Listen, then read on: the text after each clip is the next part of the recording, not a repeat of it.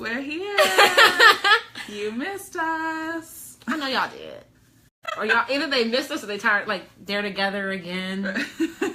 Hey everyone, Jerisha Hawk here. Jordan Gill. I'm an income strategist. I help individuals build service-based businesses online. And I am the founder of the Claudia Group, and we help business owners maximize the efficiency of their technology and their team. So we are in New York.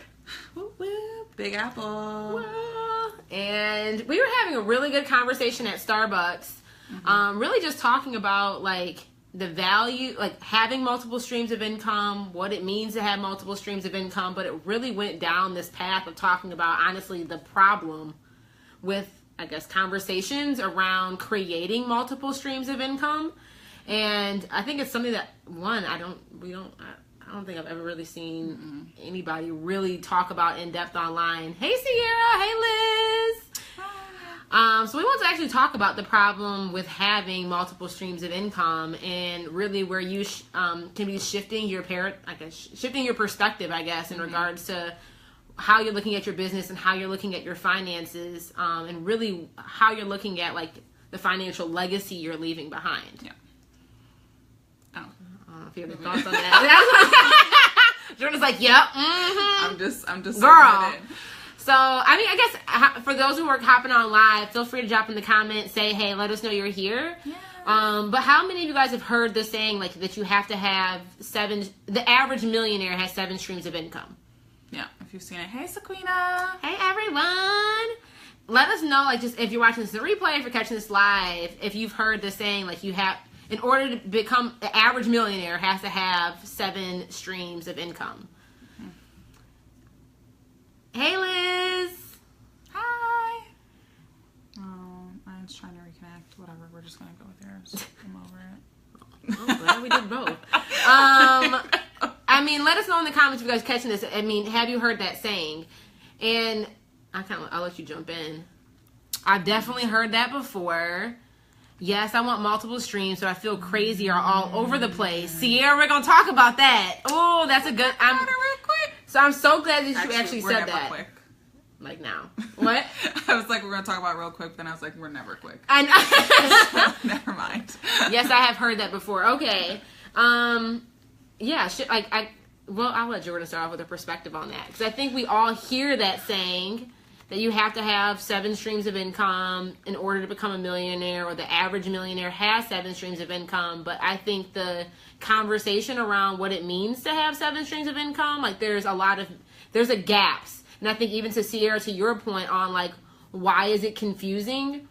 Or I feel like I'm all over the place, is because of 2 very important things. Yeah. You want to say anything? Let me keep talking. I was trying to share. But it's just... You talk. But is that the one that we're live? That's not us being live. That's Tony. Oh, go ahead. I want to do that one. Okay, thank you. And we're back. Sorry, y'all. And so we were talking about it because if y'all know, don't know, we both are mixed. We're going there with him tonight? I feel it. Ooh, y'all get ready. We're about home. Yeah, let's go there. This is good. This is really good.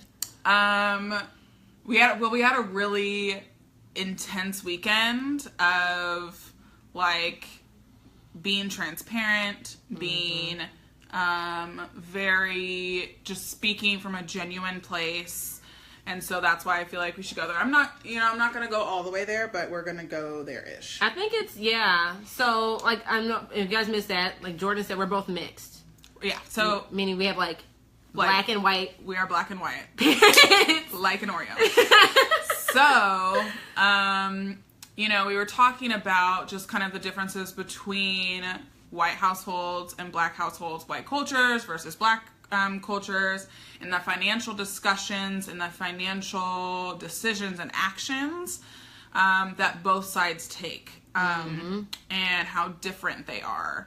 And, I was speaking to just how I've seen it in my households and stuff like that. And without getting into too much of information, but just the conversations on the Caucasian or white side of the family really showcases taking care of each other financially. So leaving a legacy. My family is on my mom's side. She's white. On my mom's side, her family, everybody has second degrees. So like not only just bachelor's, but either master's or they're like physical therapists. So they had to go to a separate like PT school. We all have second degrees. So what do you mean by everybody? It's not just like your generation. Right. It's not just me and my sister. It is my mother, who's white. It is all of her siblings except maybe my uncle, which she has 2 sisters. And it actually goes up to my grandfather and actually quite a few of his siblings. So it goes pretty far up when I say a lot of folks have 2 degrees. And just trying to like parallel that. Like yeah, go over to the black side, and I look at, and I guess my white side, well, I'm not really connected with the white side of my family, but my black side, like there's typically one person from each generation that may have a degree, and there may be one person from each generation that has that second degree or that second layer. So it's even just from an educational standpoint, like she went back at least 3 generations of double degreed. Like, and not to say that you have to have a degree to make money, but like just statistics show that on average, if you have a bachelor's degree and an advanced degree, you're on average earning more than somebody without. That's why I'm discussing that parallel. Yeah. So I wanted to just lay that parallel just from even white side to black side, just from an educational standpoint. It's normally like the token one out of every layer that may have a degree. And even more rare, a second. So 2 degrees, meaning bachelor and then master's, or bachelor's and a law degree. Yeah. I have a few lawyers in my family. I have a few people who are doctors. Maybe? They're physical therapists, so they've had to go to PT school. Just some sort of like specialized education on the second layer. Specialized education on that second level, and. Also, on my white side, everybody has a will. Everybody has a way for their family to live on. And, we have land in our family. We have a bunch of other assets on the white side of my family. And it takes care of everybody down the line. So you really don't have to worry too much. I mean, obviously, we all are out here working hard and doing things. But we know that come retirement or come my kids' education, like most likely my children's education will be paid for. I was very blessed that my education, my undergrad was pretty much paid for, and my master's I got for free because my dad works for a university, but that's a side point. So, even the idea of like trusts and will, that's normal financial conversation in the household. Normal. And when she said that, she was like, what did you ask me? Like, do you have a will? Right. No, yeah. Does your side of the family have a will? I was like, I pray that most of the people on my upper line don't even have health insurance. Yeah. Like, the idea of even who's going to cover the funeral when somebody dies, that's the concern. I like laugh. I was like, girl, we got a will. Right. Cool. I ain't got no uncle named Will. Like, a trust. You can't trust these men. I mean, I'm playing around. Yeah. But like, just even the idea of like having a will, even discussing a will, discussing the trust. Right. That's not even like a normal. I think I think it's more rare, especially in Black culture, to even be setting up your family from that financial standpoint. And like, I honestly, like when I said like, I'm probably gonna have to come out of pocket to pay for a couple people's funerals. Like, that's the financial standpoint that my Black side is in. Same as mine. And it's just like, what the F? Right. And I love. Oh no. We love your question, Sarah. Let's see. How did they acquire the land? Someone taught that. Okay, so my grandparents. It's land that's literally been passed down. I guess, what does that make this? The fifth? Fifth. Yeah, the 5th generation. So it's just land that they've had, and they've just like my grandpa's a grass-fed beef well, he's a farmer of cattle, and they herd cattle, basically. And so if you go to Whole Foods in Omaha, Nebraska, you might be eating my grandpa's beef. Everybody field trip to Omaha, Nebraska Whole Foods. We gotta support the grandpa. Yeah. Papa? Is that Papa? No, that's not Papa. That's Grandpa. I know. Papa's over in Fort Worth. So Katie, I love what Katie said. My dad's whole family gives Dave Ramsey books to each other and the kids when they graduate high school. So Katie, you know what's up. So I think that's so interesting because when I graduated high school, I mean, because of fear, because of the lack of financial understanding in my household, I Googled like how to manage my finances, and I read a Susie Orman book. And somebody was like, who the hell told you to read a Susie Orman book? And why are you reading about a white woman in finance? I'm like, I Googled it because I wasn't being taught about like debt. But the fact that that's normal practice, like just even the conversation around money and wealth and just money, finances period is like almost, it wasn't even taught to me.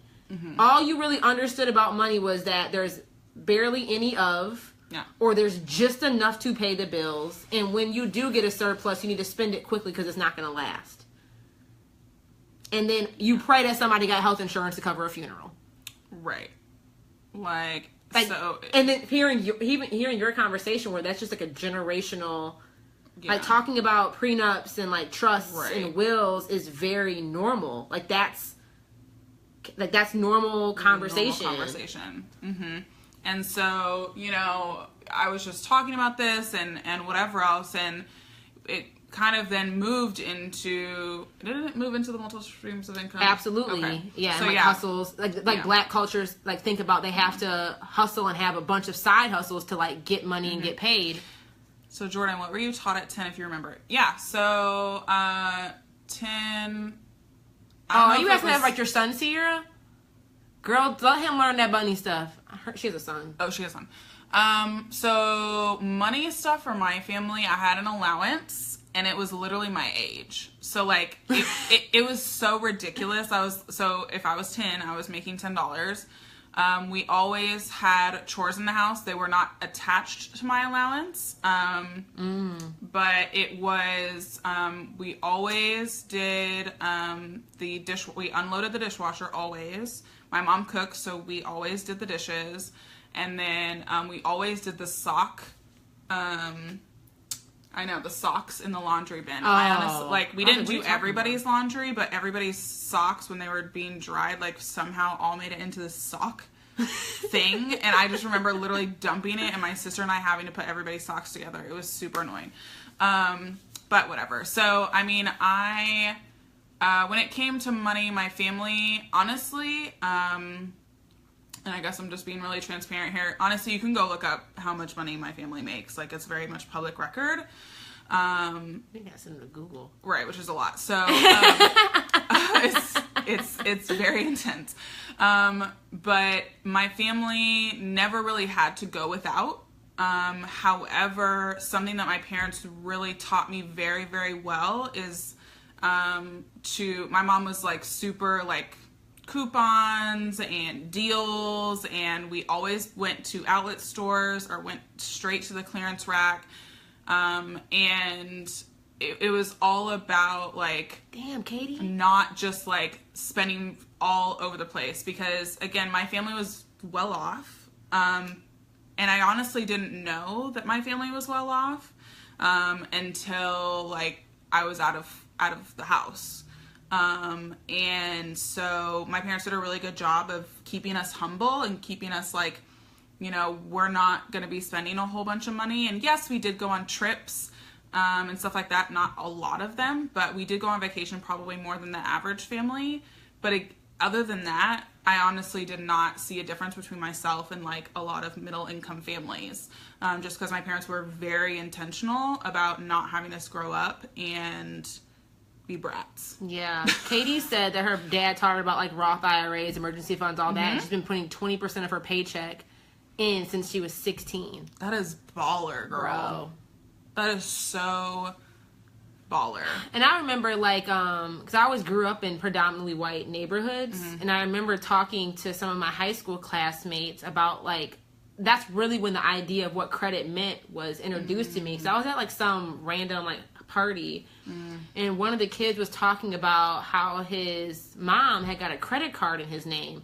And I'm thinking like from the black side, like, bro, she got you paying the light bill too? Like, the light bill in your name? I didn't say that, but that's what I was thinking, because I know people in my family who got their, like, put their bills in their kids' names because their credit was shot.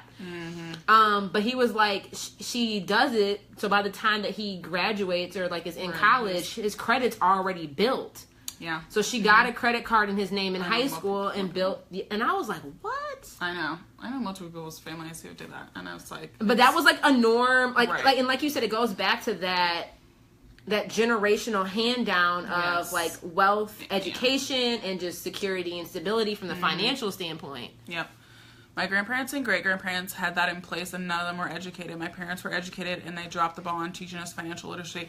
You're not alone. You're not. So one thing that came up with when Jordan and I were talking was like, how long is it going to take to correct the average the gap? Because like Jordan's is, I mean, it's a generational setup, and I'm like look at the situation for most of us now. Normally it's like one person in that generation who is like somewhat quote unquote made it. And like looking up my chain, there's one from the previous generation, but because and just being like super transparent, like because of how him being the one, how the family leeches, he like removed himself kind of from the family circle. So like even if he were to pass down, he's not going to pass it back down to his family because of how he's detached himself. And how unfortunate that is. Exactly how unfortunate that is. So then it's like, okay, what about the next generation? And I look at like, definitely I'm like the, of, I'd say financially of my generation at this point in time or at this season in life. And it's like, so I know that when I get married, I'm going to instill that in my kids and start that generational like hand down and legacy hand down. But kind of to Asia's point, hoping that you raise them well enough with like solid principles so they continue it on. But I think it's going to take like a few generations to even get that like 2-generation fold. Because like in Asia's situation, the grandparents, they got it. And they were probably the onlys to get it. They passed it down and then the chain broke. Because it's just not a norm. Like even, I know we all say we want to make more money, but making more is great if you know how to manage and maintain it once you get it. Otherwise, it doesn't even matter. Right. And I think that's what really fed into our business conversation around, honestly, the problem with having multiple streams of income and how it differentiates from like the Caucasian to the African American side. Because like a lot of blacks are like, you got to get your side hustles. And that's normal in our culture that people have like 2, 3, 4, 5 side hustles, and they out here making little bits of change and little bits of coin everywhere. And I think back to Sierra's point where I feel like I'm all over the place, because you are all over the place. And the caveat of how blacks have all these side hustles on the white side, they start with one stream of income, and we kind of have been talking about the trunk. So if you have a tree, if you are the tree has a trunk, and then it branches out. And so you have to have this core trunk, which is one stream of income, solid, before you branch out into all of the other streams of income. And solid doesn't mean you have a business name and a cute logo and now it's solid. That's not solid. Like, at all. And we talked about what is that financial threshold, like, and we'll keep elaborating on that with, like, you have to, they have the one first. Right. Well, you give a good example about Kevin Hart. Yes. Everyone knows who Kevin Hart is. Y'all know Kevin Hart? Hope so. That little short man? Go on Netflix. Right. And just search Google. Kevin Hart. Kevin Hart was a comedian first. He was a comedian. That was his trunk. And then he branched. And it's like, got all the stuff. Jay-Z. Rapper. Trunk. Beyonce. Singer. Trunk. Boop. Like, there's the one solid, just like foundation, and then once that's good, you can start the branching out. And what so many people have been speaking about and have been saying either consciously or subconsciously is everyone has 7 streams or whatever. Millionaires have 7 streams of income. Everybody needs a bajillion streams of income. Like, it's the thing. So have multiple streams of income. Which is true. But there's a comma. Right. There's a comma. You got punctuation. You journalist, maybe. Where it's have 7 multiple streams of income, but just start with one. Yes. And it's not even like you have to start with one. Like, and I think like Kevin Hart, Jay-Z, Beyonce, Oprah was on a TV host. They were doing that. Right. And think about how long all of them were perfecting their craft and building this, like, the stability of a, like, real solid, thick trunk before they even tempered into branching. Yep. Like 10, 20 years. Like, how long was Oprah on TV? Doing the same, perfecting her craft of, let me interview you, giving out cars. Like, they did that for decades before OWN Network came, before the Oprah magazine came. Yep. Like Rihanna, singer. She's been singing since I was like a teeny bot. Yeah. And then she created a makeup line. Right. And so many of us we like seeing Rihanna, we want the makeup line. Girl, we gotta start a makeup line. And you're trying to make foundation and you don't even have a foundation. And I think from when you said that about like how Caucasians, like they know, get your one. Get your one. And you don't even start thinking about, I mean, you can start like visualizing. Right. But like you're not going to start investing and creating in the second until you can fully cross the first bridge, which is your first business. Yeah.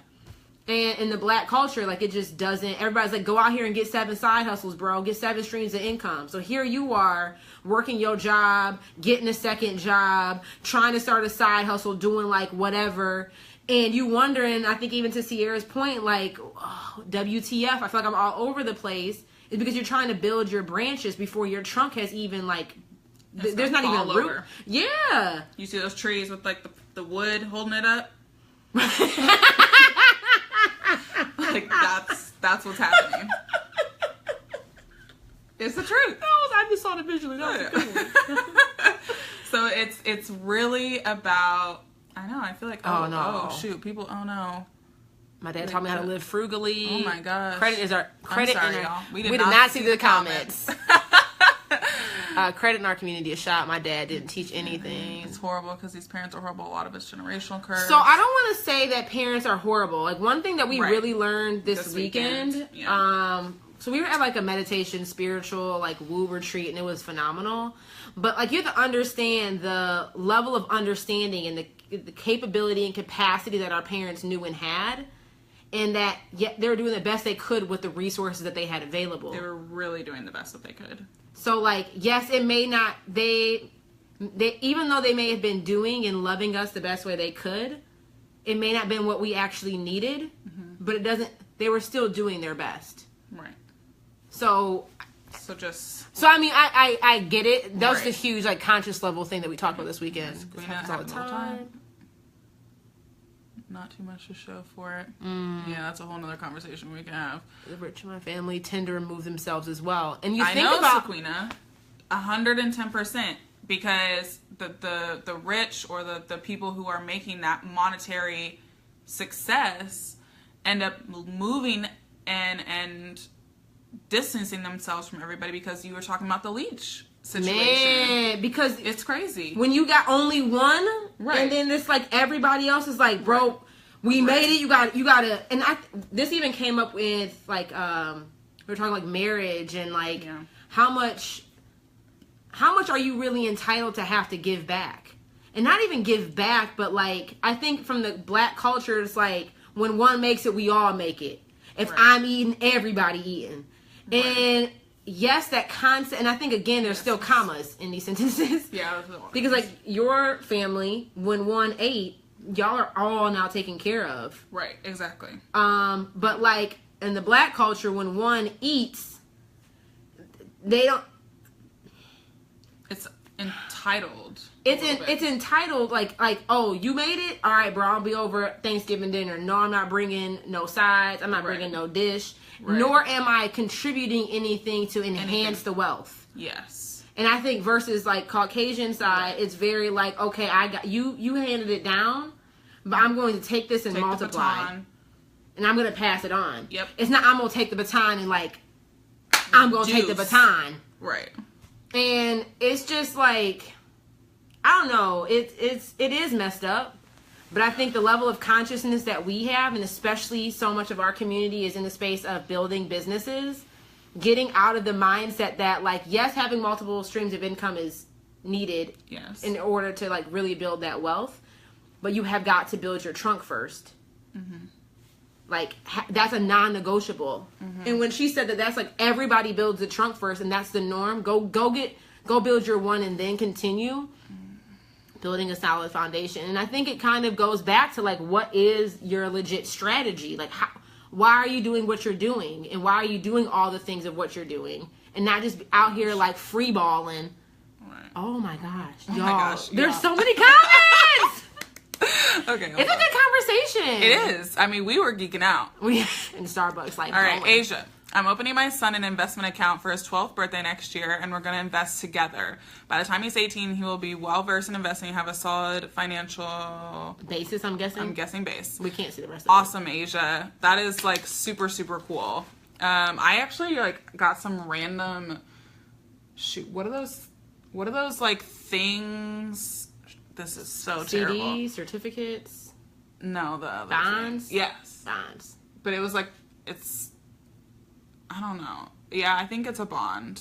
Probably is a bond. And so it like over time it like accumulates and it literally is like a little note basically. It looks like a dollar bill sort of like I got it randomly from like someone from my church and I know. Like literally just a white people church. Look at God just giving. I know. Look at that. And so, you know, I still have them and they're just like accumulating. I don't even know. It was like a $20 thing or $50 thing. How long ago though?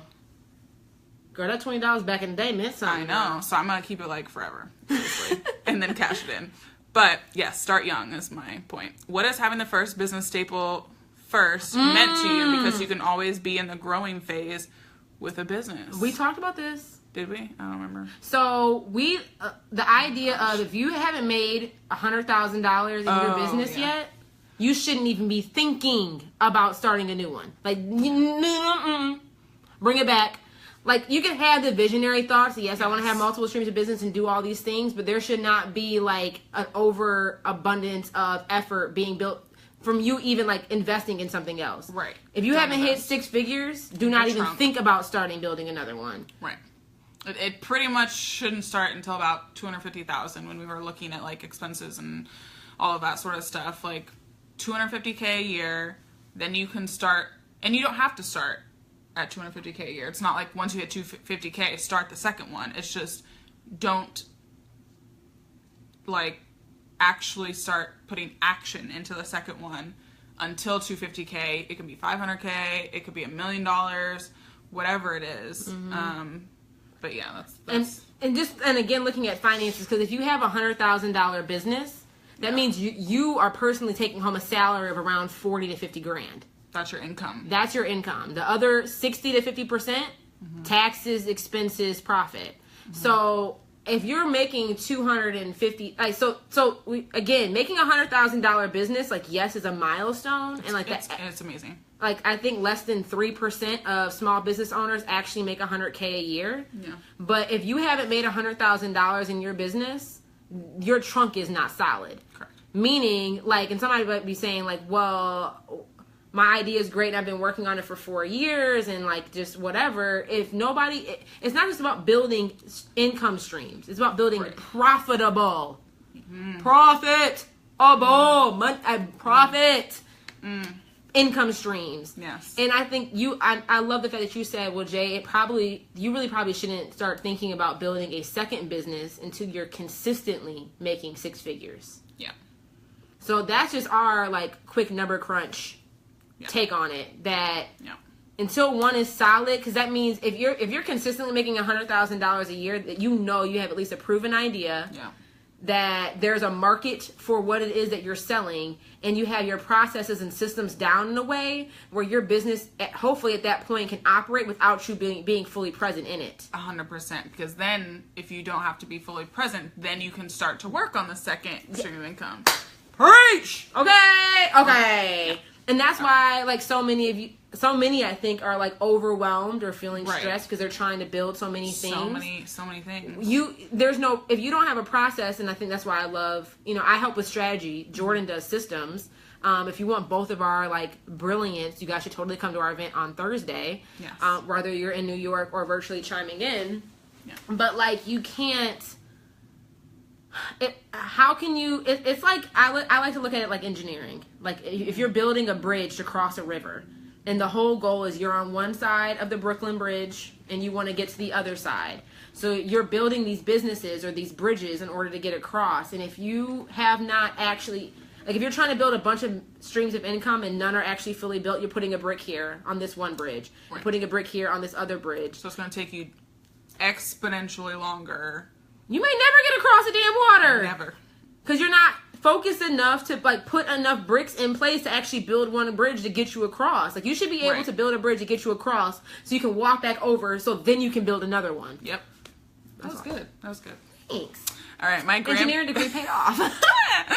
My grandparents made it, but my parents broke the chain, so now I'm rebuilding that legacy for my future children. At this point in my life, at 26 years of age, I've received a... We can't see the rest of your comments. I'm sorry, Lanique. We'll come back and we'll see. I have an income goal of 7K months with my branding before I launch anything new. Yay! Katie's going to be at our event on Thursday. So, girl, we're going to help you strategize and actually build out a plan for that. So, I cannot wait. It's going to be awesome. What does it mean by making sure you have one business in place before you can always be in the growing phase? Oh, I think we got to explain that. Yeah, I'm sorry. We're, like, behind on the comments, Yeah, sorry, y'all. One of Dave Ramsey's rules is to never lend money to families or friends. Bruh. Yeah, it's tough.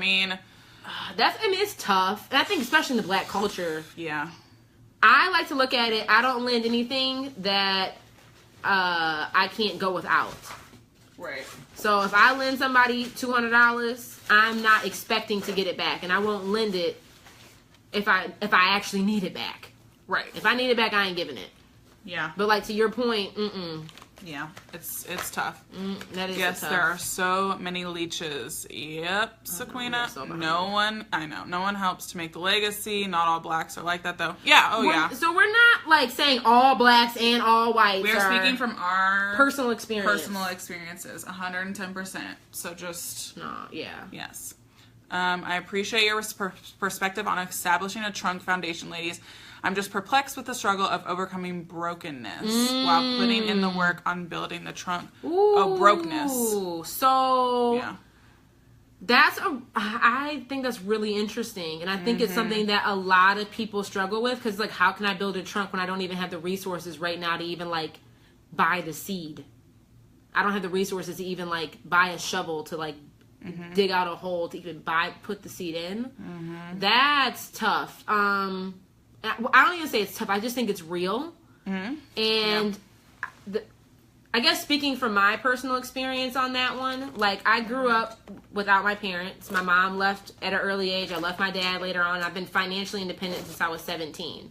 So, like, I get your point in, like, girl, I may not even be able to buy the shovel. How the hell am I about to grow a trunk? I don't even have the pot to pour the water on. Like, just, I pray that it rains. The biggest thing for me, because I was in college when I, like, started my first business and stuff, is just understanding that there's helly short-term sacrifices that you just sometimes have to make for the long-term gain. And one thing I think it's just, like, a lot of times you have some sort of knowledge from either your corporate job or, like, something like that. You don't need to buy anything to just start selling your knowledge. Yes. And to just... That's how I started my business. That's how Jerisha started her business. Start with what you already... Start with what you already know. I think it's like, don't operate from the space of lack. Yes. But operate where do you have abundance. Where are your resources? Yeah. And like, knowledge is a resource. And, like, I love how Jordan started her business. Because, Jordan, what did you start your business with? An email address and an LLC, y'all. That's it. Can you just say that one more? So, did you have a sales page? Nope. Did you have a logo? Nope. Did you have branding? Not at all. Did you have a business name? Oh, you did have an LLC. Barely. It was a terrible business name, but that's a whole nother story. And out the gate, I was able to have a 5-figure... My first month of entrepreneurism was a 5-figure month. And what do you have again to start? Just make sure everybody heard that. An email address and an LLC. So I think, again, from that perspective, is don't get caught up in the hype of what a business is supposed to look like. Exactly. And we talked a lot about that this weekend, too. Like, I don't have a business. And even when our corporate dropout students, it really resonated with me when she said that. They email me, my fuck fixed income students. Right. How do I know that I have a business?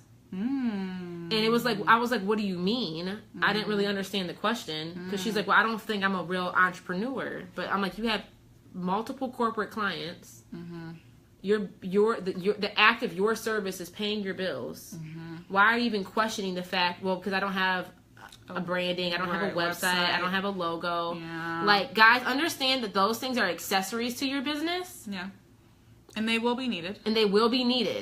But they do not, just because you have a logo on a website and like branding colors that's not a business. Right. There's so many broke people with a pretty website.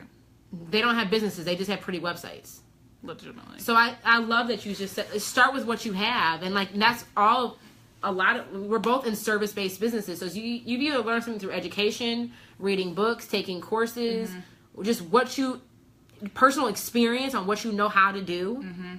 You can go monetize that. Oh, totally. And honestly, if you have money to go buy books, you have money to go do courses and stuff.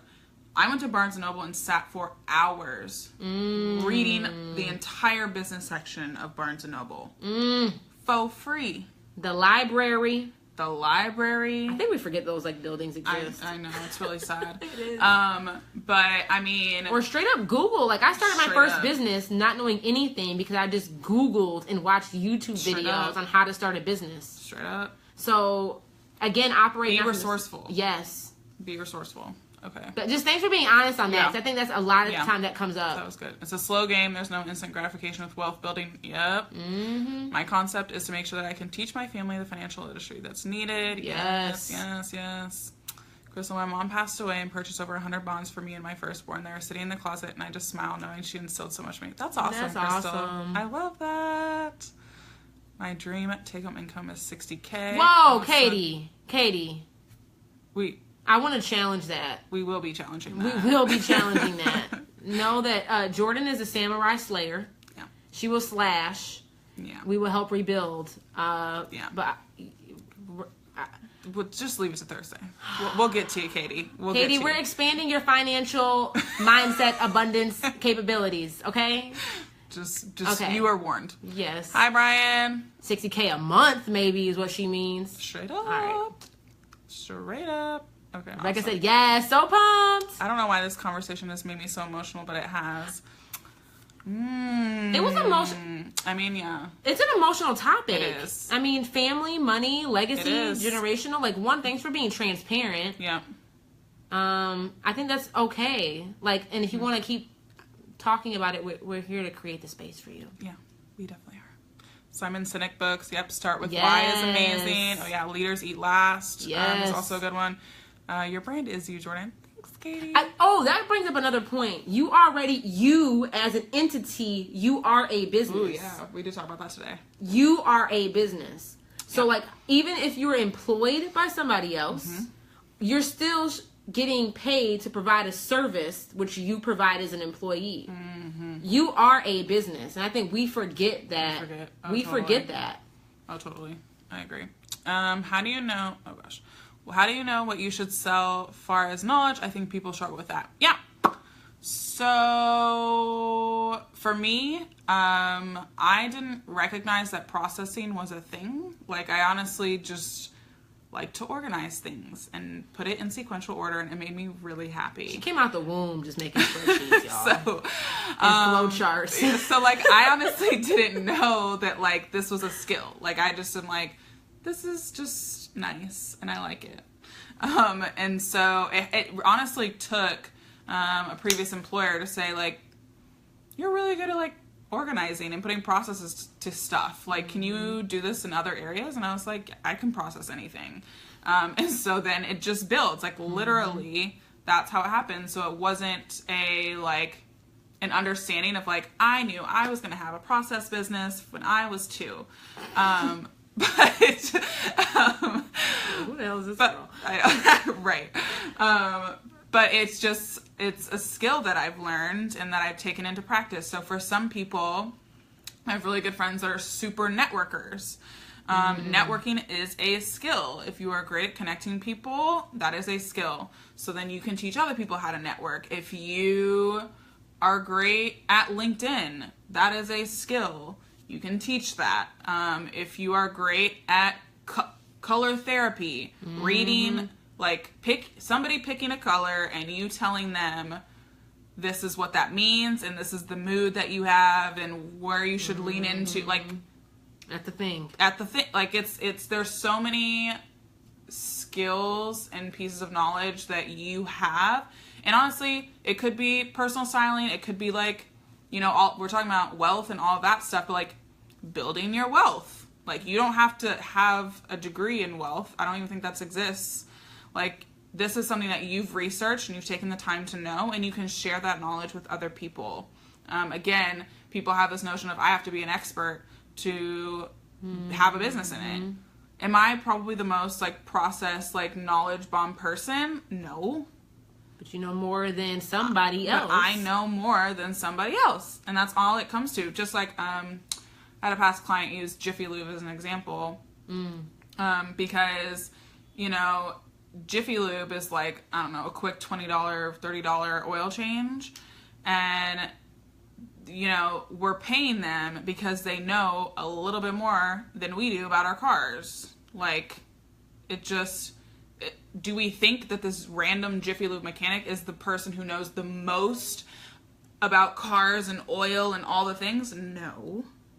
But we still pay him because he knows more than we do. Yeah. And even though you can go YouTube how to do an oil change. Literally. I don't want to go home and do my own oil change. I'm not doing it. So, yes, I'll pay Jiffy. Right. To do my oil change. And I think another thing outside of just where your zone of genius is, and I think sometimes the trap even comes in as I know how to do too many things. Go back to your trunk. Like, even though you may know how to do a lot of things, it doesn't mean that all those things should be a business. Correct.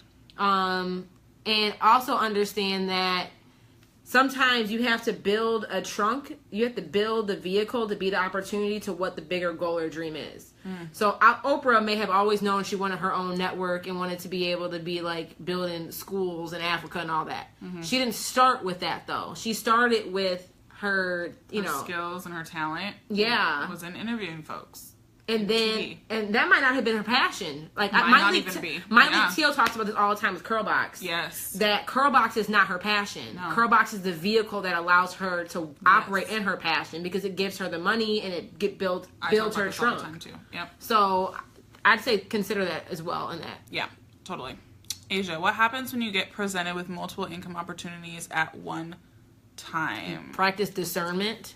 That's the first thing that came to me. But yeah, I mean, also go back to like I go back to what I want my legacy to be and what my bigger why is. Right. And even though you can do all of the things and you may be like qualified to operate in all of the things, right? What is your why? And I love that Katie mentioned start with why. If you guys don't have time to read the book, go watch the TED Talk. Yep. But every decision I make in regards to the opportunities I take, if they're not connected to what my like larger mission in life is, right, I will give the opportunity to somebody else.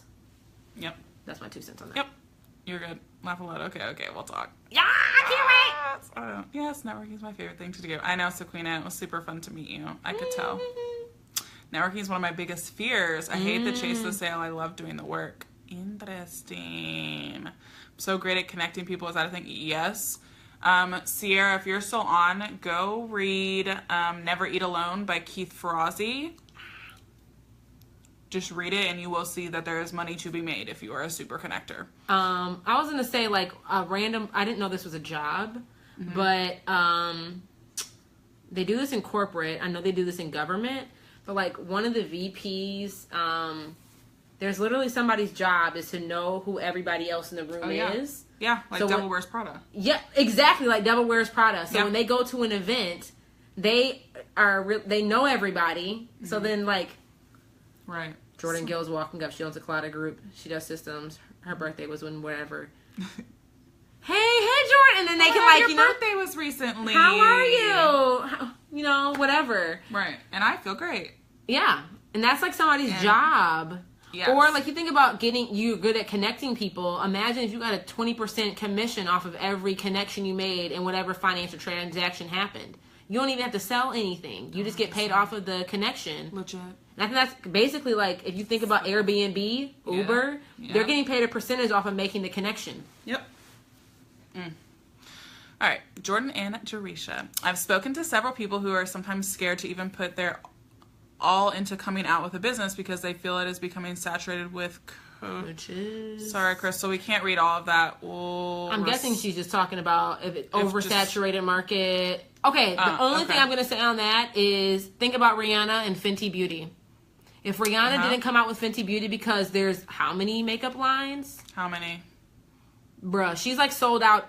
We went to 3 Sephora. We went 2 here. Yeah, we forgot to go to the third one. It's okay. We'll go sometime this week. But like, it doesn't matter if it's oversaturated. Like, just think about how much money Rihanna just made off of Fenty Beauty. If she would have made it because there's Smashbox and Revlon and Maybelline and NARS and Makeup Forever and Kat Von D, Bobbi Stila, Brown and Tarte and L'Oreal and Maybelline and Clinique and CoverGirl and MAC and Chanel and Dior, Lancome, Marc Jacobs, all of the things. Right.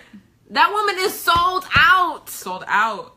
Okay, and I went to Sephora before I even came to New York.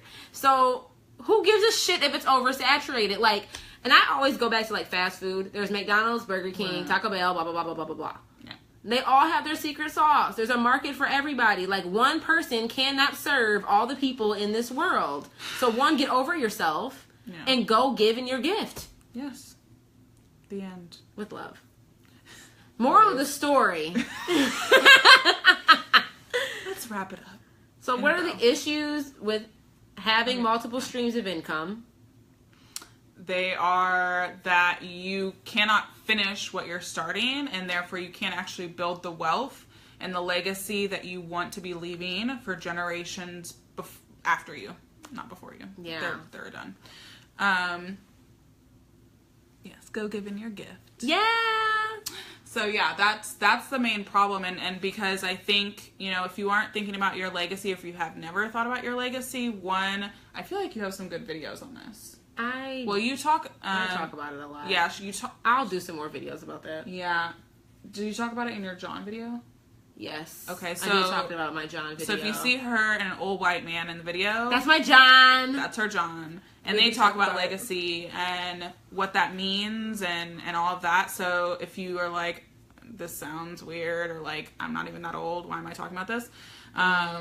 Go in and find Jerisha's video on that. And just start to have those thoughts, conversations, journaling about it, just to figure out what that really looks like for you. And, you know, we really, you know, whether you're black, white, Puerto Rican, whatever.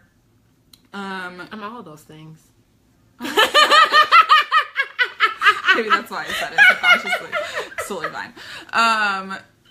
That's so funny. Anyway, so, like, we want, and hopefully you want to continue or to start a legacy that will help your children, your children's children, your children's children's children grow and at least give them a foundation to where they can start, I guess, quote unquote, ahead, or at least on par, not even ahead. Like, right, just like, can we just start at the same line? Right. So, because one of the big things for me is, again, I am very blessed in my opportunities that I was given growing up, and one of the things that is extremely important to me and is at the core of basically everything I do is creating opportunities for people that basically don't have any, like, and so it's really important for me that my legacy is left giving people opportunities, whether that is an opportunity to fly to a different country, or it's an opportunity to work from home, or it's an opportunity to quit their job. Like, all of these things are important to me, in leaving my legacy and being helpful to other people, to really expand their horizons. Because again, I was given a lot of opportunities that not a lot of people get to have, and I recognize that, and it's all because of my parents. All because of my parents and the legacy that they want to leave on us, and, you know, the legacy that their parents left on them, et cetera, that I was talking about and building. So, what's something about your legacy? Oh, yeah. I want to also say, too, so the first time my John is the one that introduced me to the idea of, like, creating a legacy. And that word felt so heavy to me. Yeah. Like, intimidating. Yeah. And then he said, don't think about legacy, but just what intent do you want to have with your life? And not even what, and I'm like, bro, that's a lot of like, what do I want to be doing when I'm 90? What do I want to be known for? I'm like, that's, but even just think about what intent do you want, ask yourself every morning, like, what is my intent for today? Why am I choosing? Because you do choose to get out of bed to go, like, operating your day. What is your intent for the day? So if thinking, like, big picture, long term, legacy is, like, overwhelming for you, or just, like, too much for your brain to, like, start conceptualizing, just break it down to just what is your intent for today. Or, like, now we're entering, or about to go to bed soon. What is your intent for tomorrow? And feel free to hop in the comments and, like, let us know what do you want your intent to be for tomorrow. But my legacy, I want to be known for increasing the representation of women, but particularly women of color in higher level leadership roles. And I feel like that's so specific, but that's because I've been doing the work on it. Yeah. To, like, get that down. But what that means for me, and I think I can't remember who asked the question, like, how do you know when you get placed with too many opportunities? Mine all goes back to that mission. So if somebody asked me to, like, go be a grass-fed farmer for cows, I would probably say no. There's a 0.1% chance she would say yes. 0.1, even though grass-fed Angus beef is really delicious. I discovered that this weekend. Yeah. But it's not attached to my overarching why. So I'm not going to take it because I know that's going to deter me for the path that I'm trying to go on. Yeah. But I want to help increase that representation, and that means, like, helping people build businesses helps increase the representation of CEOs in the world. And I want to see more women of color not only having a seat at the table, but having a voice at that table. So instilling in helping women discover their voice through their gifts, but through also being able to monetize their gifts. And I really believe that if you empower the woman, you empower the household. I feel like if you touching one woman's life will just off rip at least touch two other people.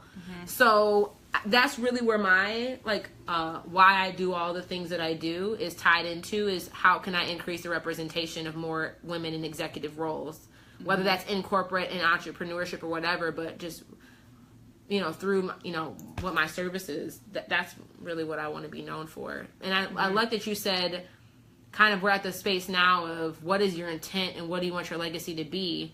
And again, Jordan and I are going to be hosting an event, 6-Layer Strategy, on Thursday, helping individuals actually, like, create their map, and develop their strategy, develop their trunk.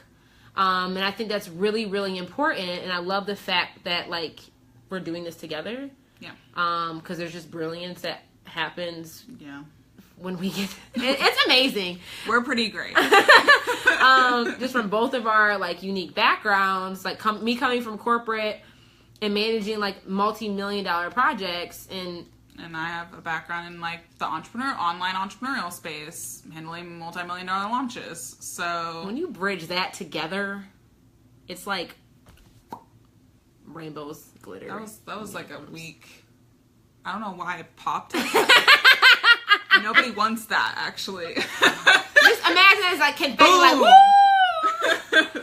More of that. Yeah. So I just say, if anybody is needing strategic assistance with actually developing the trunk of their business, that's what we're going to be doing on Thursday. So regardless, if you're in New York, you can join us live in New York, which I'm super pumped about. Or if you're virtually and you can't make it to New York, like, no pressure, join us online virtually. You're going to be able to have, you know, a connected and engaged experience regardless if you're online or in person. So Jordan just posted the link. I think tickets are like, it's $97 for live stream. And then if you're in New York or Jersey or tri-state area, the tickets for in-person is $297, and you will get a workbook and the replay. So even if you cannot make it live, we would suggest if you want to do the exercise, then get the replay.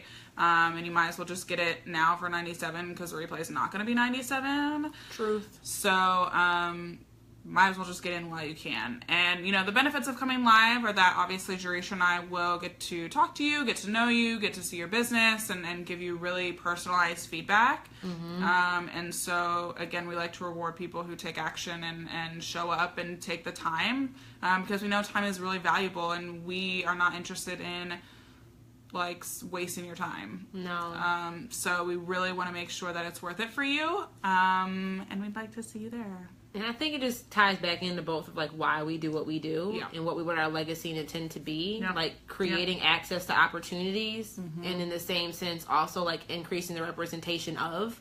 And again, all today's talk, it's so, like, vitally important for you to build your trunk.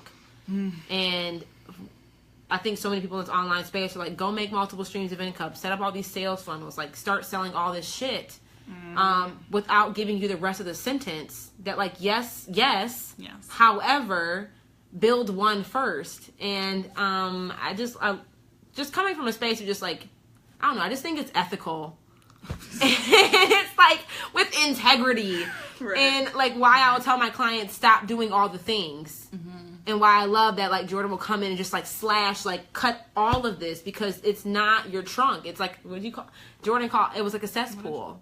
Oh, yeah. And nobody wants to sit in shit. Some animals. But, like... we are not animals. You know, and like, you have to cut things out, and I know it's uncomfortable, and it may be, like, whatever. And you spent time creating these products. You spent time on all these things. And we spoke about earlier, you know, it's like, you know, you spend time in relationships that aren't serving you. We do this as women. I have done it. Jerisha has done it. Don't put me on blast, but I have done it. I'm playing. Girl, y'all, I've done it. Right. We stay in relationships that are not serving us, that are honestly toxic, for too long because we've spent time with them. We've invested. So much. Oh my gosh, we love them. When it's like, get out of it.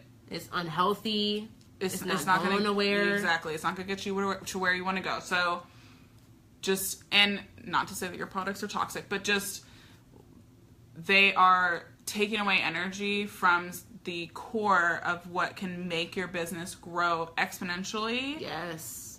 Like hotcakes, guys. Brandy, read Brandy's. Oh, yeah. Brandy. Hey, Brandy. She said, my intent is to change the image of nursing professionals and create more nursepreneurs in the business space. Oh, yay. My. Brandy, I just love. So and can we say, Brandy has been in the online space a month. Straight up, a month, yeah. She's had 2 paid clients and over 80 people join her email list. I'm so proud of her. So if you are a nurse or know a nurse who's trying to build their own business, holla at Brandy. Holla. Like, immediately. Yeah. Drop the garbage, Katie. Yes. Dream team. Hey, Sierra. My intent is for my son to live a great life, I guess. I haven't thought about others. Is that selfish? My intent is for people to have beautiful skin and a good makeup bag. I want to, we'll read that later. I don't think there's any. No, there's no right or wrong. Yeah, there's nothing wrong with that at all. That's super awesome. Thank you for sharing, Sierra. But yeah, yay, go Brandy. So if it scares you, one, that I'm going to be slashing and Jerisha's going to be simplifying, and it's strategizing. With love. It's with tons of love, because again, we aren't doing things just to be mean or to discount the work that you've put in. Absolutely. we want you to succeed. Like, your wins are our wins. Right. Like, real talk. We get you, and we got you. That was a message that was said this weekend, and that really resonated. No, I totally get it. Yeah. Like, if you're not winning, and not just like you coming to our event and you doing great, yeah. but like if anybody watching this, are not growing and scaling, I mean, you guys living in your purpose helps us fulfill our dreams. Yeah.